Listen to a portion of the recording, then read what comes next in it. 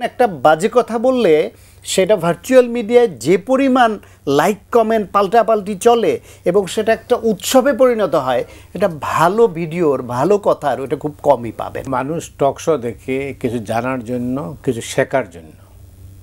এখন আপনি যদি গালিগালাজটাই এই টক শোকে কী করে, এটার দুইটা কারণ অনেকে বলছেন। আমি জানি না আপনি আমার সাথে একমত হবেন, নাও হইতে পারেন। কেউ কেউ বলছেন যে এটা লাইক পাওয়ার জন্য, ভিউ ব্যবসা। আর আরেকটা হচ্ছে এই যে যেটাকে টিআরপি বলা হয়, তো সেই টিআরপির জন্য। এটা মাল্টিফ্যাক্টোরিয়াল। আপনি যেই দুইটা বলছেন ডেফিনেটলি এটা একটা উদ্দেশ্য।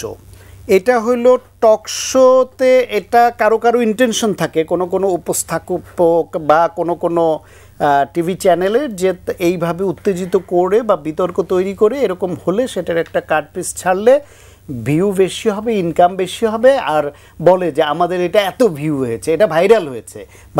এটা একটা দিক।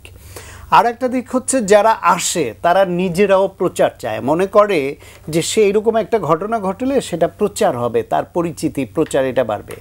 আর একটা গ্রুপ আছে যারা ইউটিউবে করে, তারা মনে করে যে এইরকম বাজে ভাষায় আক্রমণ করতে পারলে, এটা করলে তাহলে তার ভিউ বাড়বে, ইনকাম বেশি হবে। এবং বিদেশে যারা ইউটিউবার তারা আবার আরও বেশি ক্ষেত্র বিশেষে লাগাবেন, সবাই না, কারো কারো ভাষা দেখলে মনে হয়, আমি তো কিছু হেডলাইন দেখার পরে কারোটা আমি ওইখান থেকে কিছু তথ্য নেওয়ার জন্য মাঝে মাঝে দেখি যে যেটুকু আমি গ্রহণযোগ্য মনে করি ওই তথ্যপাত্রটাকে নিব, কারণ এদের অনেকের কথার মধ্যে কিন্তু অনেক ভালো তথ্য পাওয়া যায়। কিন্তু পুরাটা শুনতে গেলে আমাকে হয় হেডফোন লাগিয়ে শুনতে হয় অথবা দেখতে আশেপাশে কেউ আছে কি না।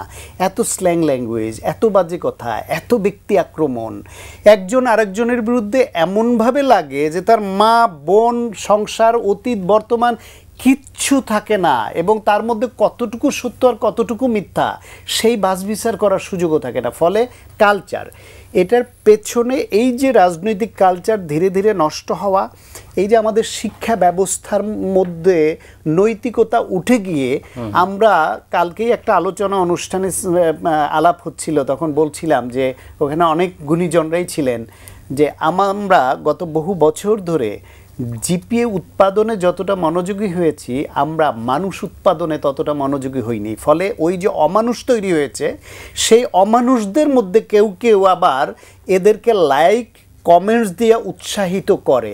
আপনি দেখবেন একটা বাজে কথা বললে সেটা ভার্চুয়াল মিডিয়ায় যে পরিমাণ লাইক কমেন্ট পাল্টাপাল্টি চলে এবং সেটা একটা উৎসবে পরিণত হয়, এটা ভালো ভিডিওর ভালো কথার ওটা খুব কমই পাবেন। রাইট।